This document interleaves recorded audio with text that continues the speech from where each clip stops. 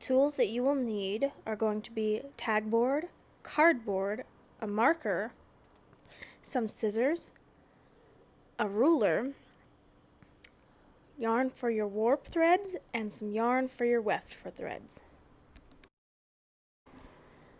Your piece of cardboard should be 5 inches long, and so we're going to make 10 slits into the cardboard on each side.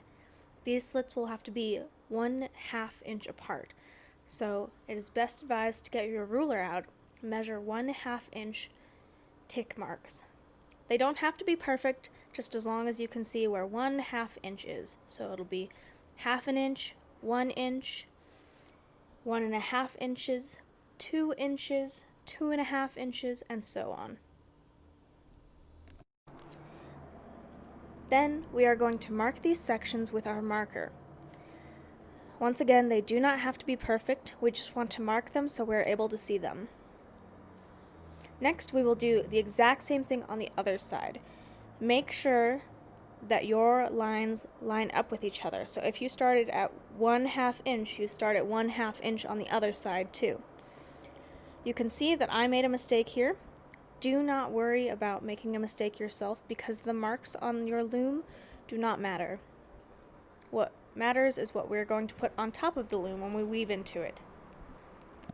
Now that we have the marks drawn on our loom, we're going to use the tag board to cut out a rectangle. This rectangle needs to be taller than it is wide. And it should not be too large, but it does not matter exactly how big your rectangle is. It does not have to be exact, and you can just cut it out. Next, we will start cutting on our marks on our loom. They don't have to be very deep cuts, just enough so that some warp thread can go through them. You can see I'm trying to be as steady as I can with my scissors while cutting these marks. Now I'm going to flip to the other side and cut those marks. So now we're going to have 10 marks on each side and 10 cuts on each side that match up with the marks. This will create our loom so we can weave our warp thread into the loom. Now we are going to cut out our rectangle from the tag board. This is going to be a piece of tag board that we are going to use to wrap our yarn around. It will help us weave easier. I have drawn this shape on it, kind of like an oval, and I'm going to cut the corners off.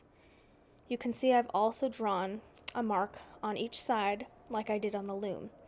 I'm going to cut into this mark to create a space for our yarn to sit. This is not a necessary step, but it does make weaving a little bit easier because it helps you to keep track of a larger amount of yarn. Now we are going to take our warp thread and we are going to start weaving our loom.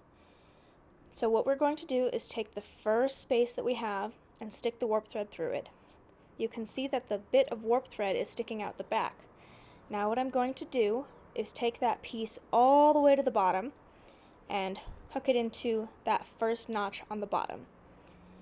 Make sure that you have a significant amount of warp thread unraveled so you don't get caught up. Now what I'm doing is taking that first notch, taking the warp thread around and putting it through the second notch on the bottom, then up to the second notch on the top, around the back, just like that, and then to the third notch on the top and taking it all the way down to the third notch on the bottom. Make sure that you really get it into that notch good so it does not fall out. Then to the fourth notch on the bottom and all the way up to the fifth notch or fourth notch on the top, and then over to the fifth notch on the top and back down to the fifth notch on the bottom. You will continue this process until you go all the way across your loom. This does not have to be something that is rushed, and you really want to make sure that you're lining up the tops and the bottoms. Now here at the end, I've got the last one, my top 10th, and you can see that my yarn is going to be hanging down. I'm going to cut it a little long. There we go. And now what I'm going to do is make sure that all of my threads are even, and then I'm going to tape up my excess that is on the back. This is just so it doesn't accidentally unravel or get in my way. I have cats, so that way they don't accidentally pull on it and completely ruin my weaving. It's nice and secure now, and that looks like a good warp thread.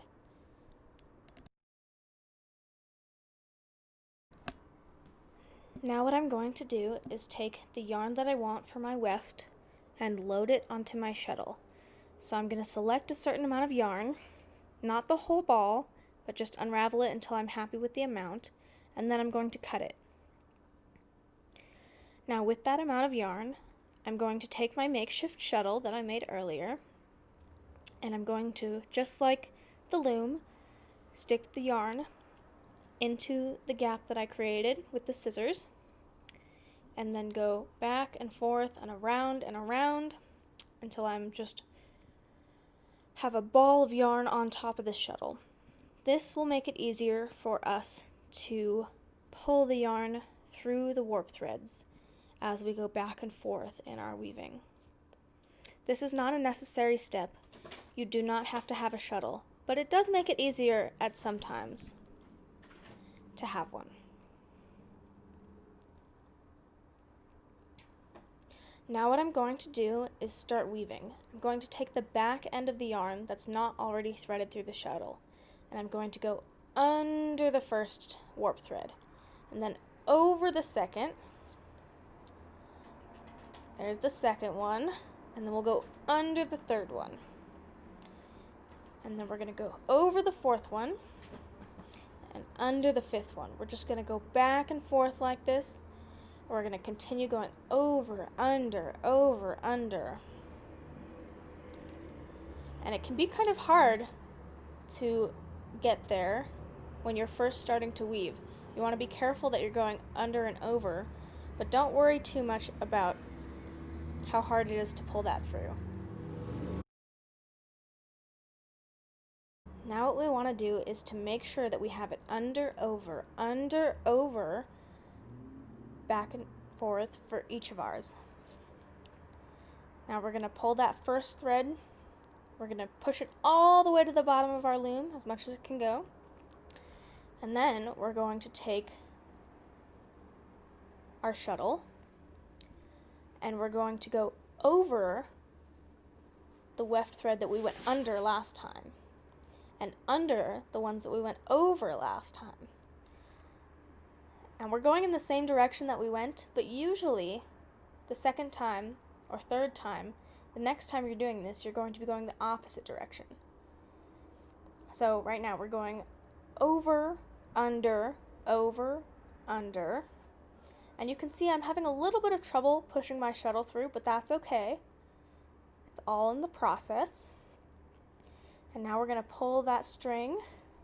We want to make sure that we don't pull that weft thread so that it's pulling on the warp thread. We don't want to make a rug that's shrunken in the middle or a weaving that's shrunken in the middle. We want to make sure that it's even. And then we're going to push it to the bottom, and now we're going to go back the other way. So we went under for this one, we're going to go over this one. And then we went over for the last one, we're going to go under, over, under,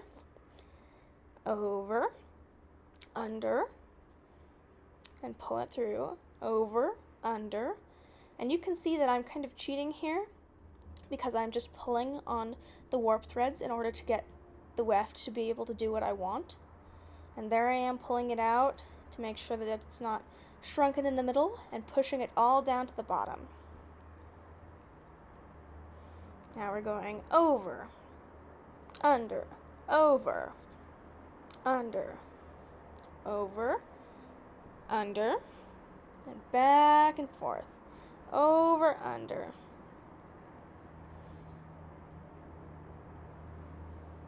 I'm pulling it through and making sure it's not too tight, and then pushing it all down. We don't want it to be too tight like that. There we go. And push it all down. So now you can see I've weaved a considerable amount. And say I wanted to change colors or add new thread. This is something that I'm going to do. So I'm going to take my new yarn in a different color or the same color, but it's just more of it. I'm going to do the exact same thing. I'm going to weave it. I'm going to put it onto the shuttle after I cut it. And then I'm going to start weaving it through, just like I did the other one. And one thing to worry about, or that you might be worried about, is what do I do with the bits that are hanging out? And we don't deal with any of those bits until we are done with our weaving. So we're just going to weave and weave and weave, and we'll worry about those bits afterwards. You can see here I'm using another method for winding the shuttle, and that is to put all the yarn onto it sideways also. This is another good method to get as much yarn as possible onto the shuttle, and it might be really helpful for you. So we left off here with this one under. So we'll need to start over. And so what we will do is we will take that edge that's not connected to the shuttle, and we'll start with over. So over.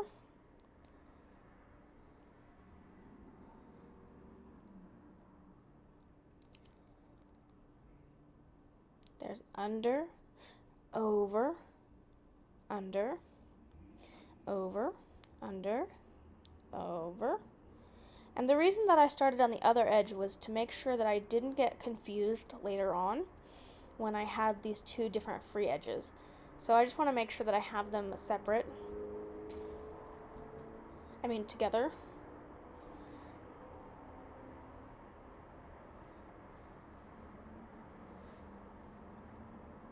And that way it'll be a little less confusing when I tuck them in later on. So now I'm going to go over because I went under right here. So over, under, over, under, over. I'm having a little bit hard time pulling it through, but I'm not really too worried because this is a flexible thing. And I'm just going to keep weaving. You can see how many colors that you can add. You can see how long you can go, how far up your